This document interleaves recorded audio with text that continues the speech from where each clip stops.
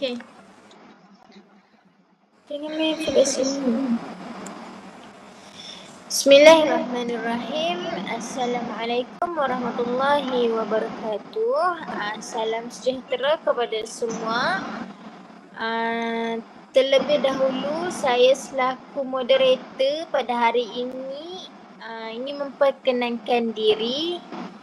Nama Nur Adriana Sofia binti Kismajaya dan teman saya bersama-sama saya para panel yang pertama Aisyatun Nur binti Ma'aji Elais Hamdan dan panel yang kedua Ainosha binti Adnan. Jadi hari ini kita akan berbincang tentang media baharu dan bagaimana ia mengubah cara kita menyampaikan dan menerima maklumat. Jadi kita akan berkongsi pandangan-pandangan panel-panel yang bersama saya pada hari ini. Sebelum kita mulakan, izinkan saya memberi sedikit gambaran umum mengenai topik ini. Media baharu merujuk kepada pelbagai platform digital seperti media sosial, blog, podcast, YouTube dan laman web. Dalam menelusuri era digital ini, ia telah menggantikan peranan media tradisional sebagai sumber utama maklumat dan sumber untuk kita berkomunikasi. Jadi bagaimana media baharu ini memberi kesan kepada kehidupan kita dan apakah peluang serta cabarannya? Ini yang kita akan bincangkan pada hari ini. Jadi pertama saya ingin mempersilakan panel saya yang pertama Aisyatun Nur binti Ma'aji Elais Hamdan. Persilakan. Baik, terima kasih kepada saudari Sofia. Jadi saya akan terangkan mengenai media sosial. Jadi yang pertama ialah definisi media sosial dan perubahan yang dibawa. Media baharu telah membawa perubahan yang besar dalam dunia komunikasi dengan kewujudan platform seperti Facebook, Twitter, Instagram, TikTok dan YouTube. Maklumat kini boleh disebar dengan lebih cepat dan meluas. Jadi contohnya berita yang berlaku di sesuatu tempat tu boleh sampai ke seluruh negara di seluruh dunia dengan beberapa minit sahaja. Jadi ini berbeza dengan media tradisional yang memerlukan lebih banyak masa untuk menyediakan laporan. Jadi sekian dari saya. Roshan. Okey, apa pendapat panel saya yang kedua, Ainosha binti Adnan? Persilakan. Okay, terima kasih kepada saudari Sofia. Media baharu ini adalah salah satu platform yang sangat popular, terutamanya dalam kalangan masyarakat pada masa ini. Jadi media baharu ini telah memberikan suara atau pendapat kepada mereka yang sebelum ini mungkin tidak dikenali. Sebagai contoh, sesiapa sahaja boleh menulis blog atau mencipta kandungan video untuk menyuarakan pendapat mereka. Ini bermakna mereka ni mempunyai kebebasan untuk menggunakan media baharu sebagai untuk menyampaikan maklumat tentang diri mereka ataupun berkaitan dengan persekitaran mereka. Ini telah memberikan ruang demokrasi yang lebih besar dalam penyebaran maklumat. Okey, terima kasih. Jadi kalau kita lihat dari perbincangan panel saya yang pertama dan yang kedua, media baharu membawa banyak perubahan. Persoalannya, adakah perubahan ini dia membawa kepada kebaikan atau keburukan? Boleh kita dengar pendapat yang seterusnya? Saya mempersilakan panel yang pertama. Ya, boleh.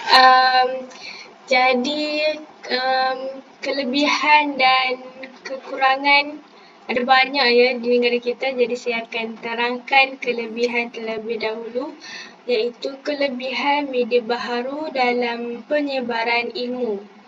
Kelebihan utama media baharu adalah keupayaan untuk menyebarkan ilmu pengetahuan dengan pantas. Contohnya platform pendidikan dalam talian seperti Coursera, Pandai Apps dan Khan Academy membolehkan kita mengakses kursus dari universiti terkemuka di seluruh dunia di mana sahaja kita berada. Ini adalah satu perkembangan yang positif terutamanya bagi mereka yang menghadapi halangan geografi dan juga ekonomi. Panel yang kedua, apa pendapat anda? Saya setuju dengan pernyataan saudari Asyati Nur. Selain itu, media baharu juga telah memudahkan interaksi antara pakar dan juga orang awam. Webinar, forum dalam talian dan sesi soal jawab secara langsung merupakan contoh bagaimana pendidikan dan perbincangan ini lebih mudah diakses dan juga interaktif.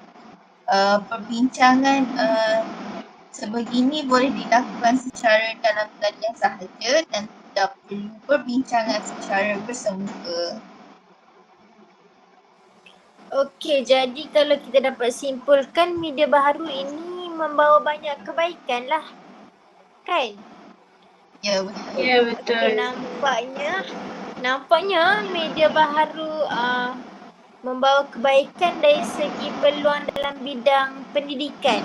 Namun kita perlu juga mempertimbangkan cabaran yang datang bersamanya. Persoalannya, apakah cabaran-cabaran dalam mengaplikasikan media baharu dalam kehidupan harian kita ni? Okey, jadi cabaran yang ada di dunia ini, di negara kita banyak ya. Yang pertama cabaran media baharu iaitu penyebaran maklumat palsu yang kian meningkat di negara kita. Jadi media baharu ini mempunyai cabaran yang serius.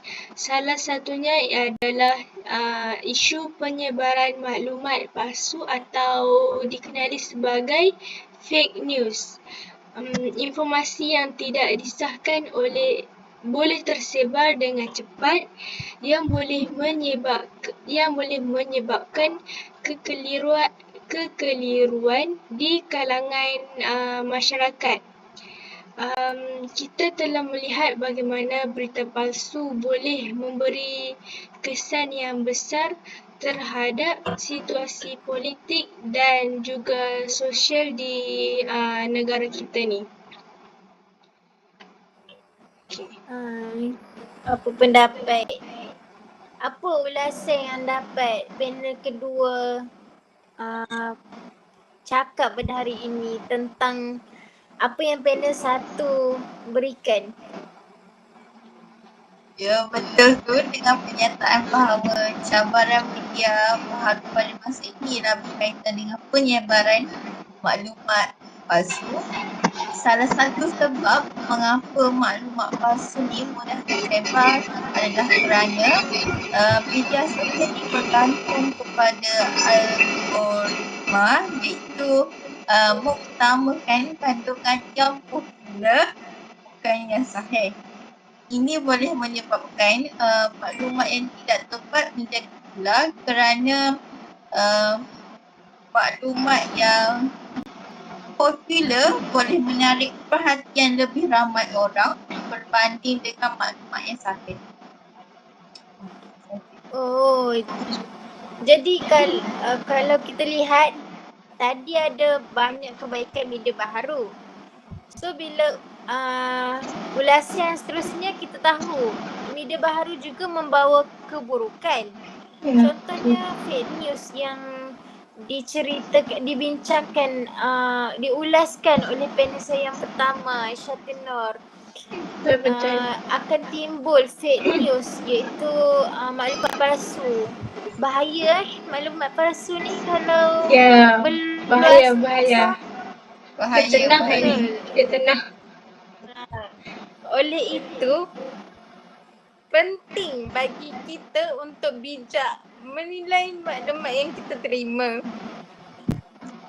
Tapi, apa lagi cabaran yang mungkin kita hadapi dalam kita mengaplikasikan media dalam kehidupan kita ni? Saya persilakan panel yang pertama. Jadi kesan yang kita akan dapat jika cabaran yang kita hadapi itu adalah kesan negatif media baharu iaitu terhadap kita punya kesihatan mental. Kesihatan mental yang semakin menular di negara kita. Penggunaan media sosial secara yang berlebihan boleh menyebabkan tekanan, depression, kemurungan dan perasaan rendah diri kita. Terutamanya di kalangan remaja, kajian telah menunjukkan bahawa pendedahan kepada imej yang ideal dalam media sosial boleh memberi kesan negatif terhadap imej diri seseorang. Okay, apa pendapat panel yang seterusnya? Selain itu, media baharu juga boleh menyebabkan ketagihan kita di mana seseorang itu menghabiskan masa berjam-jam untuk melayan media sosial ataupun menonton video. Jadi penggunaan media sosial secara berlebihan contohnya melayan TikTok ataupun bermain permainan video seperti PUBG ataupun Mobile Legends yang mengambil masa berjam-jam ni boleh mengganggu produktiviti dan kehidupan harian masyarakat. Okey, so media sosial ni memang banyak membawa keburukan. Macam yang kita cakap sebelum, yang kita cakap tadi, dia dari aspek isu semasa iaitu penyebaran berita palsu. Tapi ini media sosial juga boleh membawa keburukan dari aspek kesihatan mental. Betul. Kalau kesihatan mental kita dipengaruhi oleh keburukan media sosial ni, kita mungkin dapat menghadapi hari-hari dengan depres, stres dan sebagainya kan. Betul. Jelas menunjukkan bahawa kita sebagai pengguna yang bijak, pengguna media sosial yang bijak ni kena mengurus, kena pandai mengurus kan, bijak. Betul. Tapi so kalau kita nak mengurus, kita kena tahu langkah-langkah, cara-cara macam mana Cara untuk bijak mengatasi. dalam pengurus ni kan. Okey, seterusnya kita akan mengulas apa langkah-langkah yang boleh kita aplikasi dalam kehidupan harian kita untuk mengatasi cabaran media sosial ini. Jadi, okey, terima kasih kepada saudari Sofia. Jadi, cara untuk kita mengatasi cabaran media baharu. Jadi kita perlu mendidik masyarakat mengenai kepentingan literasi media, iaitu ini termasuk bagaimana mengenali sumber yang sahih. Jadi kita kena mengetahui sumber itu daripada mana, baru kita boleh sebarkan. Betul. Jadi kita kena menilai maklumat secara kritikal dan kepentingan mengambil masa untuk berehat dari media sosial. Banyak organisasi kini menjalankan program pendidikan digital untuk membantu orang ramai menjadi pengguna media yang bijak. Okey, apa langkah yang panel kedua boleh ulaskan? Maybe mungkin ada langkah yang lain atau Okay. sebaliknya.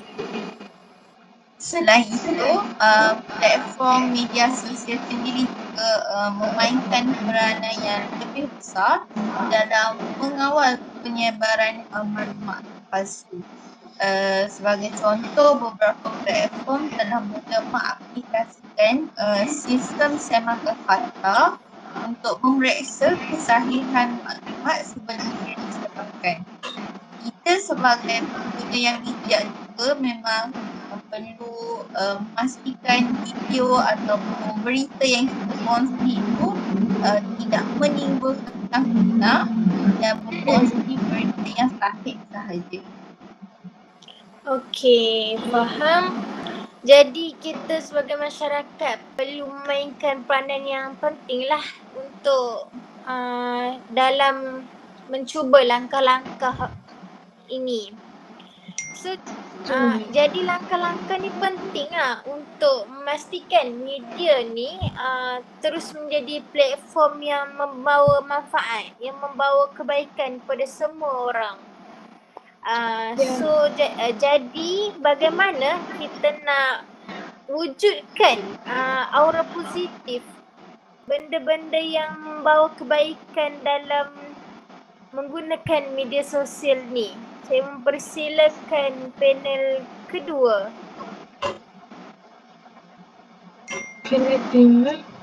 Silakan Ain. Nasha? Okay. Media baharu ni boleh digunakan untuk kebaikan seperti mempromosikan gaya hidup sihat, menggalakkan perbincangan terbuka mengenai isu penting dan menyokong inisiatif amal. Sebagai contoh, kita boleh gunakan media baharu ni untuk kita kongsikan gaya hidup kita yang lebih sihat seperti kenaman setiap pagi, kongsikan resepi makanan yang berkhasiat kepada orang ramai. Jadi kita ni harus memanfaatkan penggunaan media sosial ini, kelebihan ini untuk membina masyarakat atau komuniti yang lebih baik dalam kalangan masyarakat. Betul. Apa seterusnya panel saya yang pertama? Mungkin ada ulasan seterusnya?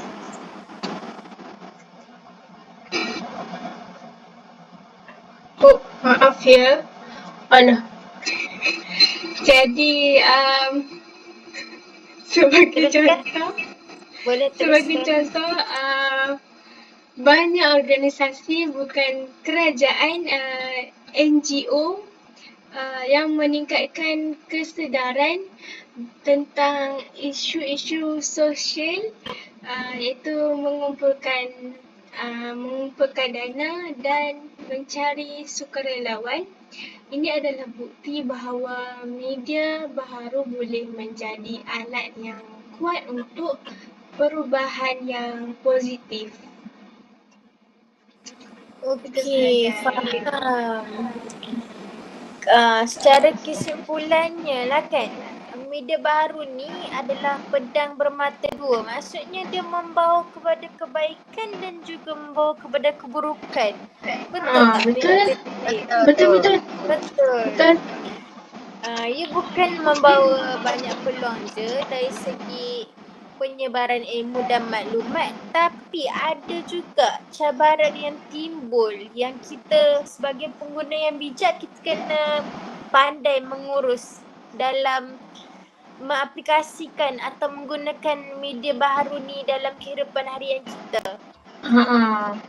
Jadi bila kita pandai nak atur, nak urus semua benda tu, maksudnya benda-benda yang buruk tak akan berlaku. Betul. Jadi kita harus menjadi pengguna yang bertanggungjawab dan memastikan maklumat yang kita terima yang disampaikan oleh orang lain adalah tepat dan bermanfaat. Tak adalah timbul maklumat palsu yang membawa kepada fitnah, bukan? Betul. Kita kena menghindari. Ya, Kita kena betul. menghindari benda tu. Okey, ada ulasan yang ingin disimpulkan oleh panel saya yang pertama dan yang kedua? Jadi kami, saya dan Nursha kan, kami bersetuju bahawa alat yang media baharu ni adalah alat yang berkuasa dan kita ni sebagai masyarakat semua perlu bertanggungjawab untuk menggunakan media sosial media baharu ni dengan baik supaya tidak menyebarkan berita palsu. Ya, betul. Betul. Terima kasih kepada semua ahli panel saya yang pertama iaitu Aisyah Nur dan panel yang kedua Nursha kerana memberikan kerjasama dan komitmen yang jitu dan padu pada perbincangan kita pada hari ini. Semoga perbincangan ini bermanfaat kepada semua dan orang lain.